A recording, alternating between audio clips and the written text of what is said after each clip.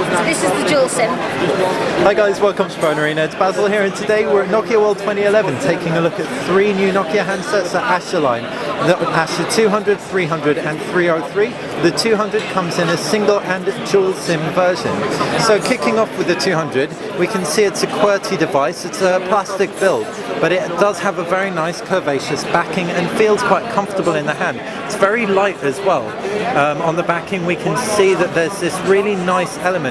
It's a dual layered plastic, so effectively the dots from the speaker carry on throughout, and it has a very nice gloss to it. It looks really funky and cool. We've got Hannah here, a Nokia representative. Is there anything else you'd like to cover about the Asha? Yeah, so following on from Basil's points about the multi-SIM, you can have 2 SIM cards actually in the device itself. One sits just at the side here, and one also sits in the back of the device. But the best thing about this dual SIM device is that it can store up to 5 different SIM card settings. So essentially you could have a SIM card for data and a SIM card for text and voice only, and you can switch between the two. I could switch over into another 2 SIM cards and it would automatically save them settings for me. What you've also got is a fantastic music player on this device. It's got one of the best speakers that we've ever had on one of our phones for this type of quality. You've got 52 hours of music playback. I mean, just imagine on a journey somewhere, you could be travelling a 24-hour flight. You're going to be able to listen to music throughout the whole of your flight without having to worry about charging your device up at all. Cool. That sounds like a really, really great handset insofar as, like I said, great battery life as well.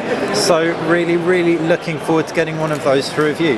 Now moving on to the Nokia Asha 300, we've got a touch and type device effectively, so it's both touch screen and it has a normal numeric keypad.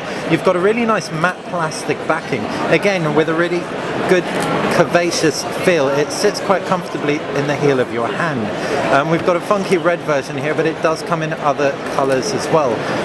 As far as standout points, is there anything, Hannah, you'd like to mention about the device? A couple of really good entertainment features. You've got a 5-megapixel camera, and what you also get with this device is Angry Birds Lite preloaded. This will give you the first 15 levels, and then you can download the full version directly from the Nokia store itself. So is that in extras? Is that in extras, games? Angry Birds, amazing. So you may not have heard, but Series 40 now is getting Angry Birds. It was announced in the keynote. So that's going to come pre-installed on the Asha 300, and we assume the other touchscreen devices to follow, hopefully. Cool, so that's a brief overview of the Asha 300. Now let's take a look at the most premium of the Asha line, the Asha 303 with its 1 GHz processor.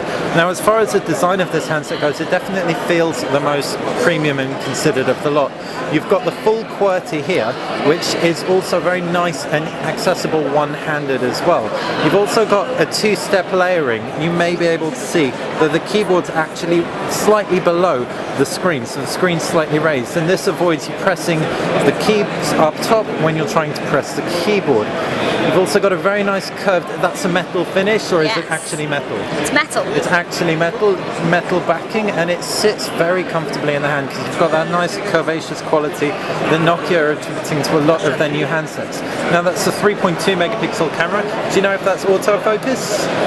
Not 100% sure on that, Basil. Not 100% sure, no worries. Go in and have a look. I will most certainly do that. So close WhatsApp, yes. Close, go back to the main menu. And there's actually a quick link here on your main menu. That's it.